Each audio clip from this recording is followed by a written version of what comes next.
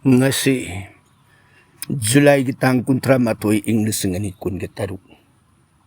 Jaihan Brahmagi wahang paukum na kway punamupuahan basida taram-taram ng uksa bagulo na kurumjeri. Ngasigi ahan boy na lukot sa dibuhang ngasi ibom sa tingbay jam. Ay gyabot hamoy seng na tagat sari. Tagat pirak pa ibom sa ay ko'y gibay kay dagit taram-taram na oksari. Tagpiyo ka di matanggi o'y birabano. Hangjak kibuwa hanggi pao kumbu, mamata na tagpirak bagidamag kurumjari. Kayang ay gyaw. Yam na magnungay jay ay ko'y ginung sijarba viewer, ay ko'y ginung sijarba marup. Ibom sa ating bayjam, ay ko'y wahang pao kung gitawar masida. Sang nai na wahang padja-padja ba pukat pirak kiba amadi. Ibom sana pukat pirak kiba wahang singda. Ako'y friend page da. Wahang adumag. Kaya rakhan na. Kway digi. Mangjin tabo wahang singgi marakta. Pukat pirak ba atoy ba. Listener amani hay na ako'y may kay dagaso. Ikay kum na ba utsa bagalo na. Tagat pirak ba. Taram-taram na. Uksari. Tagat sari ibom sa. Ngasigi anis sabadala kutsari buwang na Manipur Star Naris. Ay gyabo lap na kurumjeri. Lap na kurum birakpa. Ay ko'y may kay dagaso lap na taram-taram na kurum basibu oksari. Tagpiyo kari batangi ubirabano. Ay gisa no pigi ahan bari tulak pa si September gitang kunga mari English ngani kunga mari laybak bukpa. Kung ganito'y nipan ba, nung tilpong amaga makay satpada oiki, masigi apapata tagpira o. Manipur Star, tagpira liba namit asi lang bantagi kung ganito'y nipali. Aduga, namisigi nung tilpong tara nito'y gaminit kontraga, nipan paubagi matam si kunga nitoy ni palagat sa lamba. Aduna tagpirak di ba punga magamakay habis si urak lagadi matam sida kunga nitoy ni gipung si loy kraga kunga humdoy ni pan bagi pung sang laba. Nimis na pali ba si merigat sura na ketra na pali aduga joke na bariyana joke. Namasigi lady ba matam sida balabag karan na pali aduka pungpamat sida makaralagana oy aduna hay di ba lady ba tawan misak joke karan lagana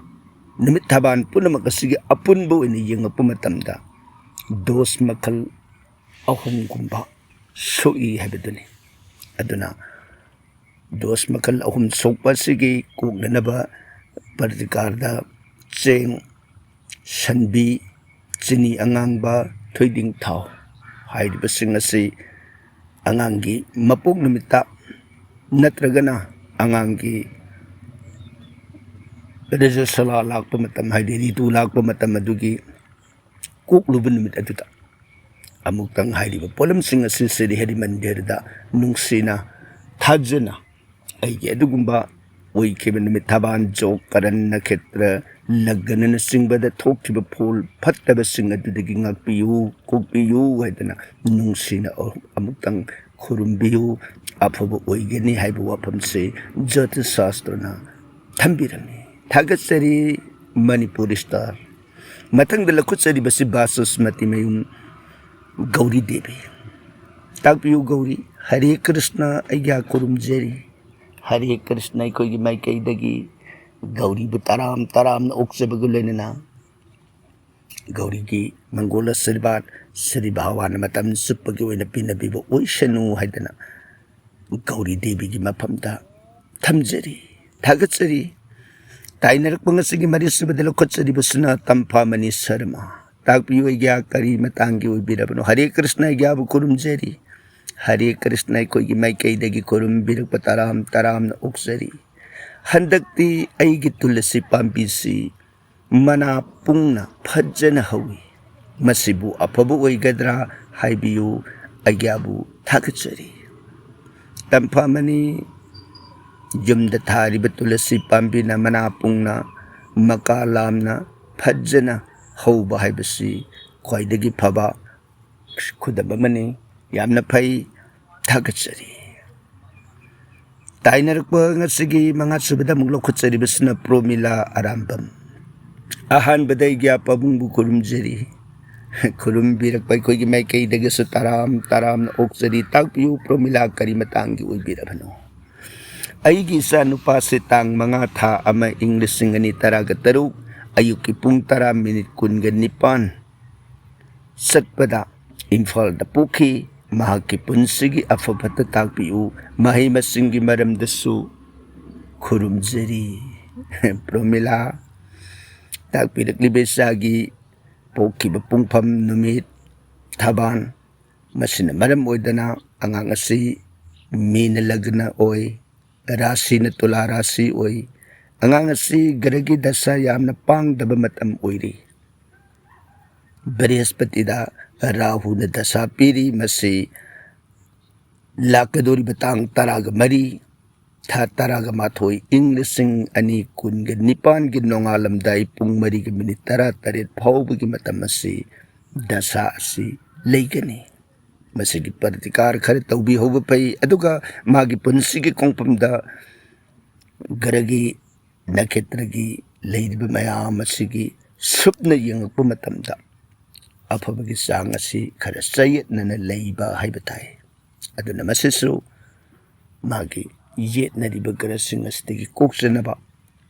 niyomsing tawthokpi hoba henna kanaba oigani haiba wafam simatang Promilagi mafamda thamjari thagatsari ngasigi taruk subada mulokatsari basna Pukhrambam Padma aigya haksang ngamdabra khanjarure kurumjari yamna magnungaijay Padma aikoina thamjariba wangpa khunggu tawrmasi sang khajik naiba ngammaktabagi matawsida haksang ngamdana leibirurabra haidana aikoi baduku matik nungsina khanbiramba masigidamak hainingai leitana aikoigi maikaidagi Pukhrambam Padmagi tawbimal ikai khubnaba utsabaga loinana atopagi awabada nungsina miing thambiramba masigidamak Sri Bhawan Krishna punamak udaba khangdaba leitaba ibungodana Padmagi punsida lakadaba awa ana hidam khudingmakta mateng pangpiba ukal oibiba oirasanu haiba wapam simagasu Padmagi mapamda thamjari thagatsari ngasigi taret subada muglokutsari basna Romi Ningombam pabunggi blok lakpa yamna nungai wa matahanggi tagpiyu Romi karimatangi oibirabano Sat puja numitta Surjadeva kurumbasi ising da leptrabasu yumda ising kalaga kurumbasi yabra Romina tagpilakliba Sat puja numitta haidana tagpilakliba sida khajitang ngaksana ba haibatai adubu makhagi sinasiga sarangna sumjing jabada thangje numitta Surjadeva kurumbada natragana Surjadeva kurumba matamda singda leptrabasu haiba wafam ama tagpirakpasina Surjadeva mamangda koina thamjakhibada singda kumtharaga nabhi khoidau yongna Surjadeva de singkatpa phai haigiba wafam aduda tagpirakpa mali nasigidi aigi khudong sagadaba mawong adugi matungina karisu kaide akhannana numituda khurumjagadaba matangdana hairiba niyom adumoina khurumbiba aduna tabasingdadi adum yumda khurumba thoidokna akaiba leite yai haiba wafam asimatang Romi Ningombam bingmapunda paudamjari thagatsari Romi mathangi nipan subada lakutsari basna pavitra hanjabam ताकपियु पवित्र अय्या cancer अमदि Scorpio राशि अनिगी मंत्र ताकपिरमु थागचरी अदुगा युंगी अवांग थंग येनखादा अवाथबी हौबसि फबरा फतबरा अरोइबदा अय्या की ममंजाम लब कृष्ण बलराम की worry मतेक अमा मयेक सेंगना ताकपिरकपगिदमक हाइनिंगाई लेतना थागचरी पवित्रना cancer कर्क राशि Scorpio वृश्चिक राशि अनी की मंत्र ताकपिरमु हाइन ताकपिरकबा अहानबद मंत्र थमजगे ओम ऐं क्लीं श्रीं ओम हिरैन गर्भाय अव्यक्त रूपिणे नमः हाइरिब मंत्र असना कैंसर कर्क राशि की मंत्रनी अदुगा स्कॉर्पियो वृश्चिक राशि की मंत्रना ओम ऐं क्लीं सौः ओम नारायणाय सूरसिंहाय नमः हाइरिब मंत्र असना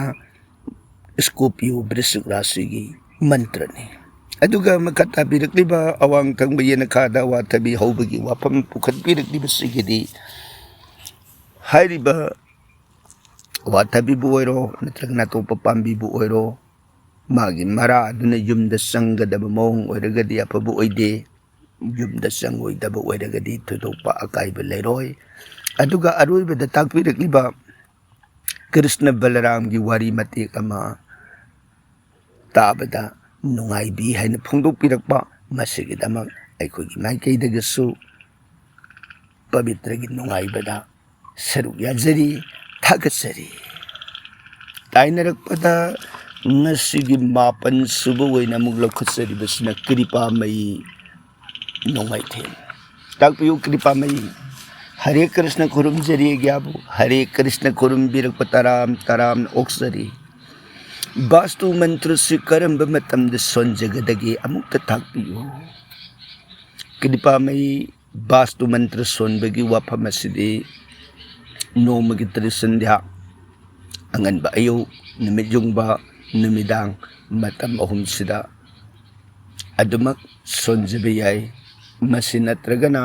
अतोप मफम मतम सिंगदसु अदुमक अइने हेक निंगसिंगजरकपा मतमदा अइगी युमगे सोर युम अदुबु कोनबिरिबा निंगसिंगजरगा कोरुमजबा सोनजबा अदुमक फै हाइना थमजरी थागचरी कृपामई ताइनरकपा ngasiगी तरा सुबदा मुलुखचरिबसना गुणवती घरी ईश्वर की मरमदा खंगजदब कयाबु खंगनबिरिबा ओझाबु हन्ना हन्ना थागचरी ओझा गुणवतीना अखोगी थौरम सिबु यामना नुंगसिबिदुना थवाई हक्चांग याउना ताबिरगा अखोगी थौरम सिबु अपेनबा नुंगाइबा फोंदोकपिरकबा मसिगिदमक अखोगी माइकैदगसु नुंगाइजबा अपेनबदो फोंदोकजबगा लोइनना ईश्वर की मरमदा पुनिंग संग ताबिरिबा मतम जुपद ईश्वरना गुणवती की मंगोल आशीर्वाद पिनबिबा ओइसनु थागचरी गुणवती ताइनरकपा ngasiगी तरागा माथोय सुबदा मुगलोखचरिबसना बबिता देवी हरे कृष्ण आइग्या लापना खुरुमजरी हरे कृष्ण कोइगी माइकैदगसु लापना खुरुमबिरकपसिबु ओक्सरी क्वेश्चन आंसर लेप्तनबा हन्ना हाइजरी अय्या बबिता अखोगी थौरमसिबु नुंगसिबिदुना सांग नाइना थौरमसिबु थागतपिरकनबा नुंगसिना फोंदोकपिरकपा वाफमनी अदुबु अखोगी माइकैदगी ममांगदा खुदोंग चादबा अचिनबा हाइबा ताइ थुदोंना अवानागी वाफमदि नते मदैदा चांग नाइबसि खजिंगमजिखिद्रे मतुंग तारकपसिदि यारिबा मखै चांग नाइना वाहंग पाखुम लेप्तननबा होनजरके थागचरी बबिता ताइनरकपा ngasiगी तरागा निथोय सुबदा लखुचरिबसना नीलकैन्या एनजी थागचरी ग्या नीलकैन्यागी थागत वाही अखोइबु नुंगसिना पाउदमबिरकबा अखोइगी माइकैदगी थागत वाही असिबु तरामना ओक्सबगा लोइनना नीलकैन्यागी पुनसिदा लाकदबा अवा अना मखल पुनमक्तगी जगत ब्रह्मांड सिगी मबुंगो ओइरिबा परमेश्वर श्री विष्णु मतम चुप्पगी ओइना नीलकैन्यागी पुनसिदा मतेंग पिनबिबा ओइसनु थागत्सरी ताइनरक्पा ngasiगी taraga humdoi subada munglo khutsari basna laisram kebi aigya khurumjeri khurum birakpa taram na oksari aigya laisha tarani kunni kuntrani panba laina mi sai hairiba taban sungsida tauroidaba afafata khara haibiyu laisram kebi na takpirakliba taban ahumsida sing the lai lay aduna aikoina sing man da satpa section ba phai natragadi maduda karigumba layok tiluk naba yauragadi khara wa ba hai batai aduga thambirakli ba tarani panba kunni panba kuntrani panba leiribasida tarani panba numitta aikoina khangbigadabasi aikoigi thawai amadi mi masida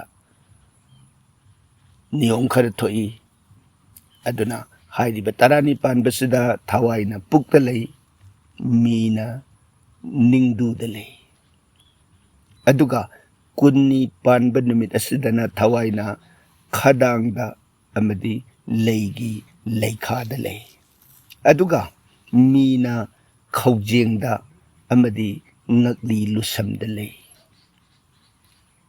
aduga kuntrani panba numit asidana thawaina samda amadi mitta lei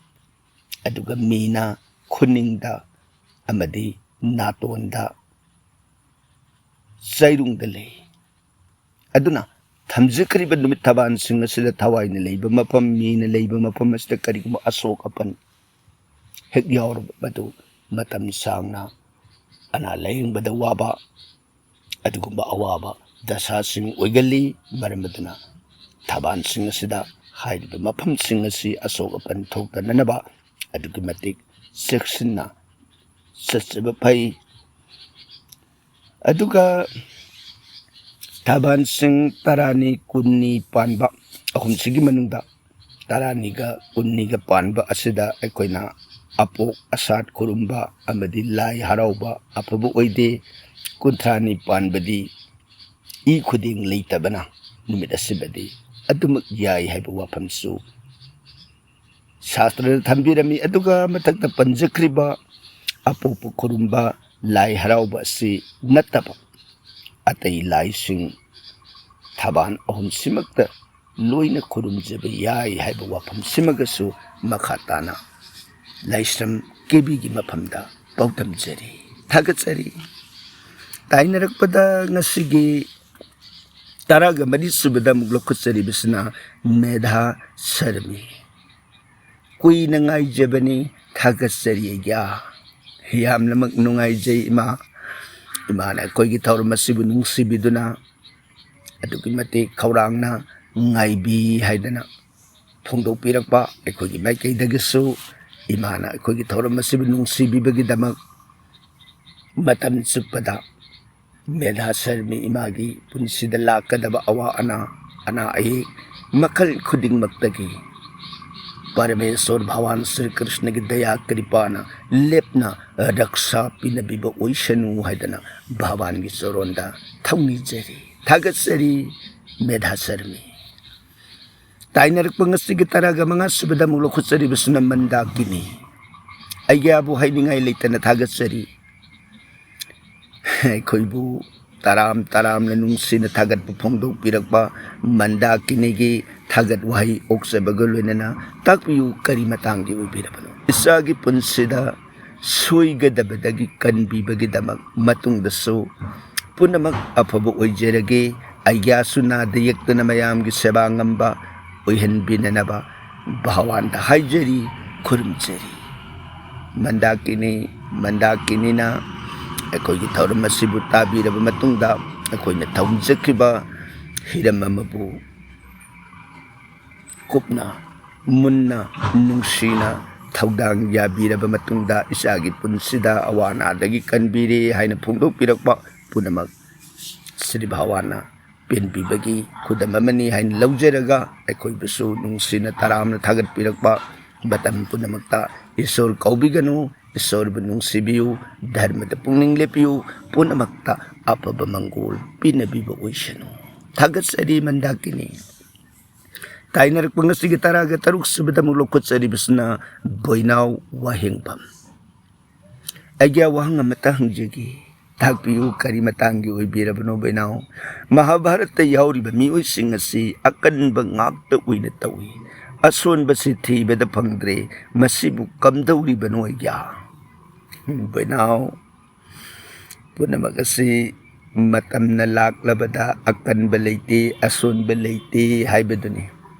से अखोइना तौजरखिब कर्म दुगी मतुंगिना मागी अकनब मतम असोनब मतम निंगथम काले लेबगुम ऋतुगी खोंसक्ता मेबगी पुंसी सिसु अका कुमनी अदुना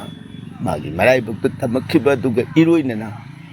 अमुक कलकबा अमुक सोनथरकबा से कोइना जी सरकार पाइबदमक ओइरो कनाना चीफ मिनिस्टर ओइरमी मागी महुत्ता अमना मुहिक्ता ओइरई कनाना प्राइम मिनिस्टर ओइरमी अमना हिता ओइरई मा कल्लगा दुम लेबा यादबा अकनबा मागी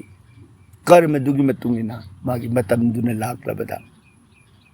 कलखिबा सोनखिबा मक्तनी सुमुइने लौबियु हाइदना बैनाव वाहेंगबंगी मफमदा पौदमजरी थागत्सरी ताइनरक पदंगसिगी तरागा तरेस सुबदा लौखुत्सरिबसना मचा तोंबी पेबम हरे कृष्ण खुरुमजरी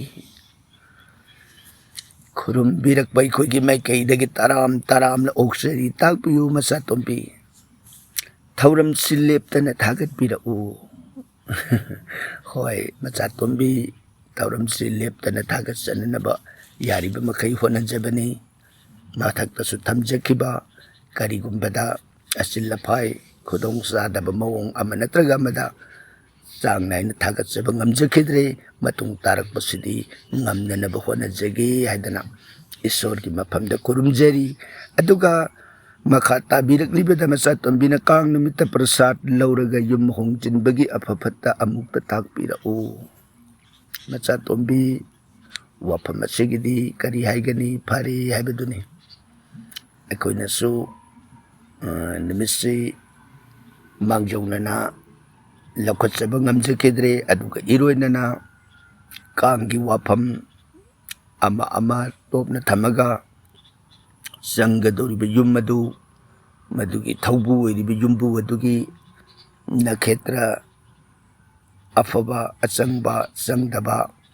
अदुदगी होंजिनगदोरिबा माइके अदु कदोम थंगबा डायरेक्शन दा होंजिनबा हाइबना चिंबा मागी नुंगदा लेबा अकुप्पा नियम खरगी वाफम याउना नैनगदबु ओइबनी अदुबु होगी ताकपिरकलिबसिदा भावानगी रथ जत्राना लाकपदा रथ जत्रागी मगुल अदुना पुनमक अफबु ओइरसनु हाइबा वाफम सिमतंग पौदम जबनतना मखा ताबदी थमजबा ngamजद्रे मंगोल ओइबा ओइरसनु हाइना पौदम जरी ताइनरक पंगसिगी तरागा निपान सुबदा लौखुत्सरिबसना लनचेनबा ओइना पाबुंगबु थागत्सरी थागत पिरकबा तराम ओक्सरी लनचेनबा पाबुंगी वीडियो से तोइना थागत पिरउ यामना नुंगाई लनचेनबना अखोइगी थौरम असिबु नुंगसिबिदुना तोइना थागत हनिंगबा मदुगी अपामबबु नुंगसिना फोंदोक पिरकबा अखोइगी माइकैदगी फिगाउ साना तराम ओक्सरी अदुबु लनचेनबा करी गुंबा मतमदा मियोइबा हाइबसि अचिल लफाई थबक अदुगुंबा हेक तंगाई फदबा हाइबा ताई मरक्सिदा थागतजबा ngamजखिदबसिगिदमंग पुक्सेल साउना लनचेनबना अखोइबु ngakpinanaba अमुक्का हना नलुक्सरी थागतसरी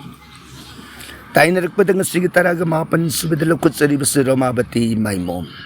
ओझा खुरुमजरी खुरुम बिरकपा तराम ओक्सरी शिव महादेव की पूजा से शिवरात्रि नत्रबदी यादबरा शिव महादेव की पूजा शिवरात्रि नत्रबसु अदमक याई नसिदा थोदोपा दोष लेते मागी खुरुमबगी नियम मवोंग अदुगी मतुंगिना यागदोइनी अदुगा मखता बिरकलिबसि अइगी शिवलिंग अमा लई मसि लाइसंग अमा सारगा पूजा तौबा यागदरा यामनमक पई रमावती मधुमक थबक ओंथोकपा ngamba oirasanu haidana भगवान शिव की सरोंदा रमावती की दमक खुरुमजरी ताइनरकपदा ngasiगी कुनसुबदा मुगलो खुचरिबसुना जेबल लैता कैसम उजाबु खुरुमजरी खुरुमबिरकप जेबल लतागी भक्ति एखोगी माइकैदगी तराम तराम ओक्सरी मतम पुनमक्ता अतोपगी तौबिमलबु मसक खंगबिबा एखोइबु नुंगसीना खुरुमबु फोंदोकपिरकपा एखोगी थौरम मसिबु थवाई हापिबा पुनमक असि येंगजेरगा श्री भावाना जीवलतागी पुनसिदा लाकदबा हिरम खुदिंगमक्की अवा अना पुनमक्तगी मतम सुप्पगी ओइना ngakpibu oirasanu haibu wafam simagasu jibalataagi mapamda pogdamjari thagatsari tainerko ngasigi kunga mathoi subada munglo kutsari basu laisram surmala tulara sigi mantra takpirakpa yamna nungaijai thagatsari surmalana tulara sigi mantra phangबगी नुंगाइब फोंदोकपिरकपसिदा अखोगी माइकैदगिसु नुंगाइबदुदा सरुक याजरी मतुंगसु मखा ताबा अतोपा खंगबिनिंगबा वाफम लेरगदी अदुम पुखतपिरउ अखोइना खंगजबा मखैदी सुरबलागी मफमदा सोइदना पौदम जगनी हाइबा वाफम सिमगसु मखा ताना समथजरी थागचरी सुरमला ताइनरक ngasiगी कुनगनी तो सुबदा मुगलो खचरी बसना निंगथौजम ओंगबी दोली इथाई दामदगिनी पबुंग करीगुंबा मतंग हंगजगे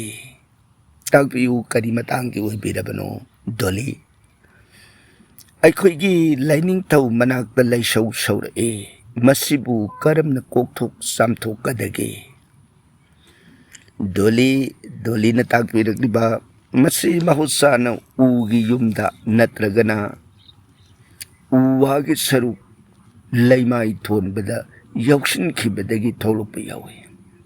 नत्रगना दसागी खोंफम फलक तब मतमदसु हाइबा लैसौ सौबगी मतंगसी हेक थौलई मरमदुना पुनमक अमुबोइरे युंगी इसोर लाइनिंग थौदा ताइनब याय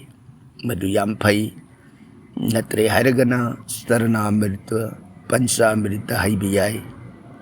lining थौदा कचरब मतुंगदा मदु नत्रगना अखोइना मफम अदुदा मथक अदुदा समु मया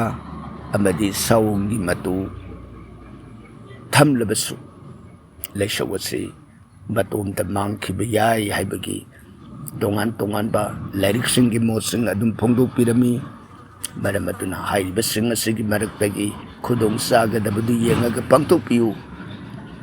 लेपना मंगोल ओबियु थागसरी ताइनरकपा ngasiगी aroiboina lakutsariba kunga humdoi suba wahangasibuना अरिबम बिनारानी देवी हरे कृष्ण या खुरुमजरी खुरुमबिरकपा अखोइगी माइकैदगी तराम तराम न बिनारानी बु ओक्सरी ताकबियु करी मतंगी ओइबिरबनो अयगागी पौताक पुनमक इंजदुना नुमित खुदिंगी सोर्ग नाम सोनजबदगी इसा अनिगी एग्जाम माइ पाकसरी अयगाबु हन्न थागसरी यामनमक नुंगाइजै बिनारानी अखोइगी थौरम मसिबु नुंगसिना ताबिरब मतुंगदा अखोइना थमजखिबा ईश्वरगी